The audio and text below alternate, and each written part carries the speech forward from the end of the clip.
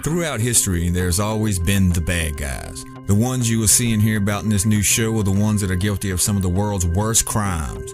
Crimes against humanity, kidnapping, attempted kidnapping, murder, war crimes, and economic assassination, to name a few. These criminals have never been prosecuted or even brought to trial. You have seen them in the political spotlight as well as in international business circles. They have shaped the world you see. They have fed off of and or created the tragedies that you've only read about, if not experienced. Their reason isn't about money. It's about power and control with no regards to human life. To them, their end justifies their means. These are the bad guys.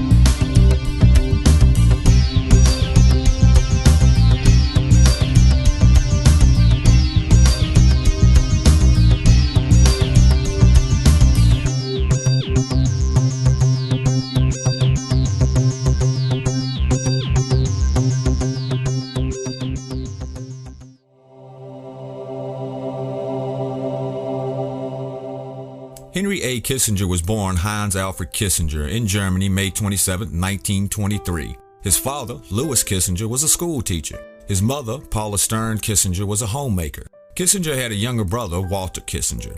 In 1938, fleeing Nazi persecution, his family moved to New York. After high school, he studied accounting at City College in New York. In 1943, he was drafted into the United States Army. He went through basic training at Camp Croft in Spartanburg, South Carolina, was naturalized, and sent to study engineering at Lafayette College, Pennsylvania. The engineering program was later canceled, and Kissinger was reassigned to the 84th Infantry Division, where he met fellow immigrant Fritz Kramer, who arranged for him to be assigned to military intelligence. In 1944, he went to Germany in the Counterintelligence Corps. After his service, he went to Harvard, where he received his bachelor's, master's, and PhD. In his writings while in Harvard, he expressed interest in Otto von Bismarck, who gained a reputation as a royalist and reactionary politician with a gift for stinging rhetoric. He openly advocated the idea that the monarch had a divine right to rule. His work brought him to the attention of Nelson Rockefeller. He began working with the Rockefeller Group. Kissinger later became the advisor to Nelson Rockefeller, the governor of New York, who sought the Republican nomination for the presidency in 1960, 1964, and 1968.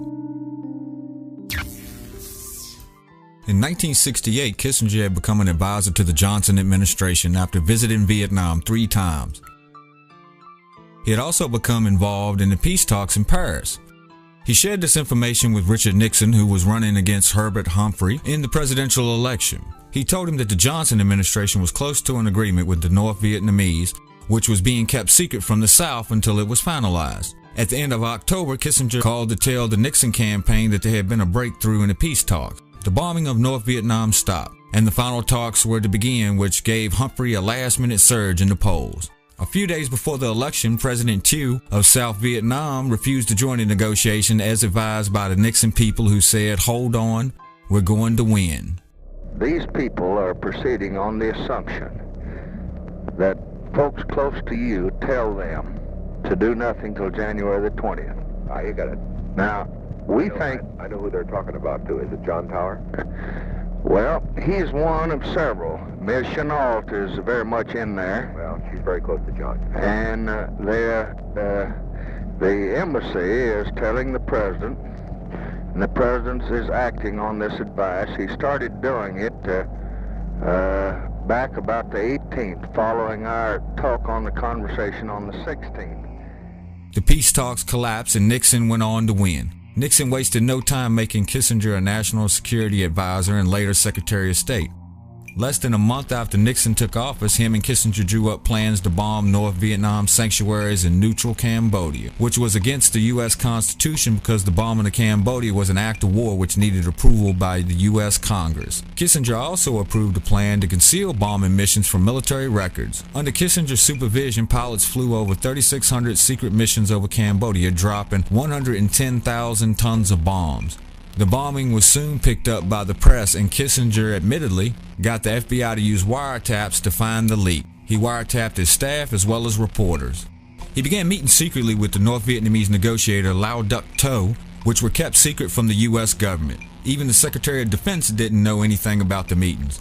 Meanwhile, Prince Sihanouk was soon toppled by a CIA-sponsored coup in Cambodia. Kissinger denied CIA involvement in the coup. Kissinger threw support to coup leader Long Nol, who attacked the North Vietnamese immediately. Kissinger implemented the decision to invade Cambodia, which drew resignations from the members of the NSC staff. In 1973, Kissinger was jointly awarded with Lao Duc Tho the Nobel Peace Prize for ending the war in Vietnam. Lao Duc Tho refused the award because there was no peace in Vietnam.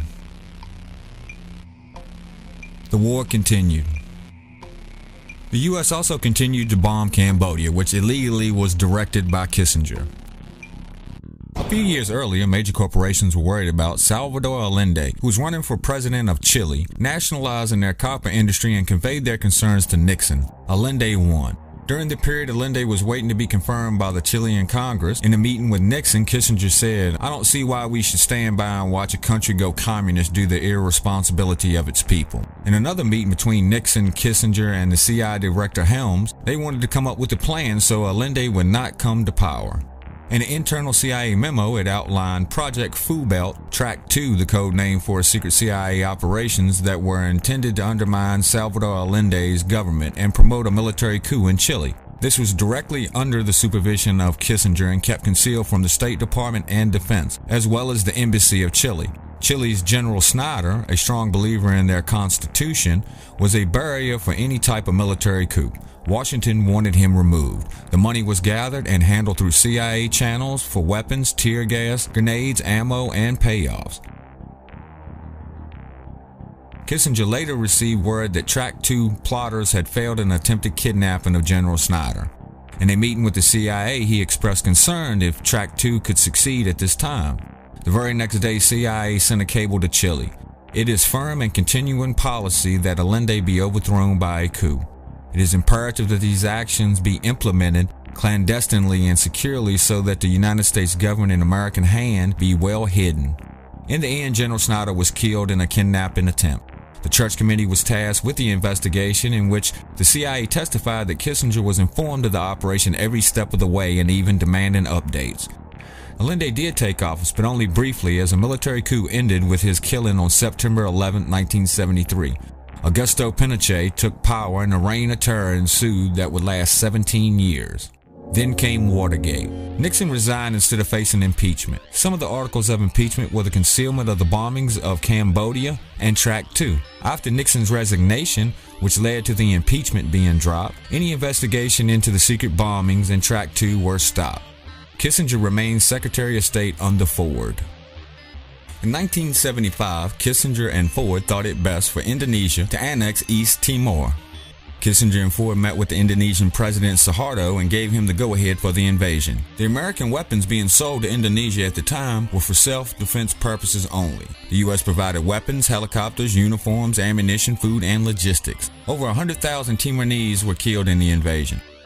Kissinger had long denied discussing the invasion in the meeting with President Suharto.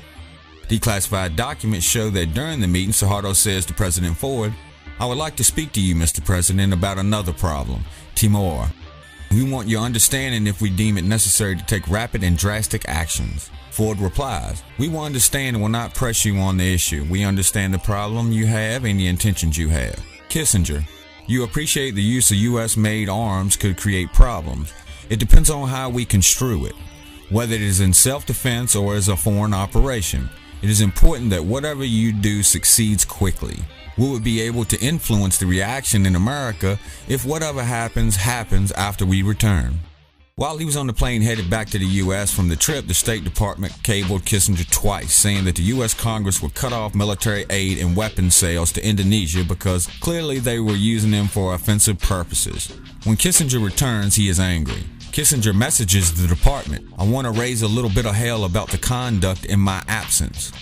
On the Timor thing, that will leak in 3 months, and it will come out that Kissinger overruled his pristine bureaucrats and violated the law. How many people in L know about this. Arms sales continued after the short hiatus. In later meetings, one of Kissinger's aides confirms the normal relations with Indonesia had resumed.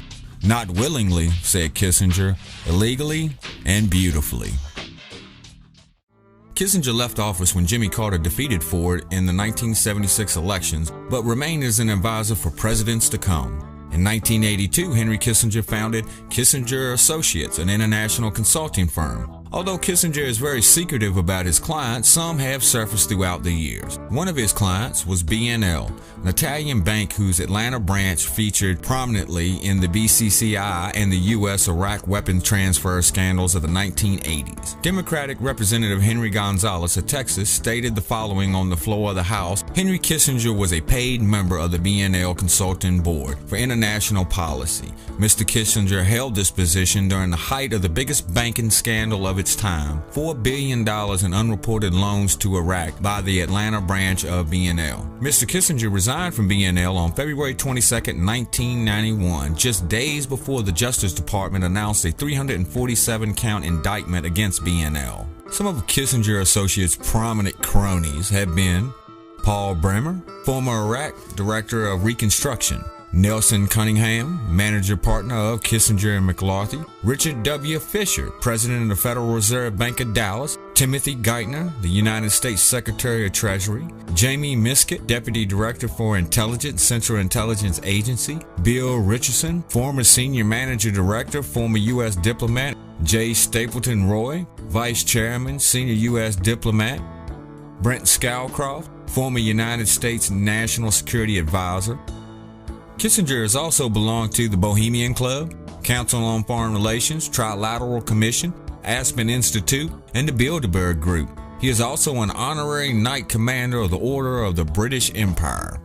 In conclusion, Henry Kissinger is guilty, by his own admission or by the documentation contained, of crimes against humanity, war crimes, conspiracy, attempted kidnapping, murder, breaching his oath of office, treason, and the list goes on and on. Henry Kissinger worked his way into political power and through his contacts built his legacy on the graves of innocent people.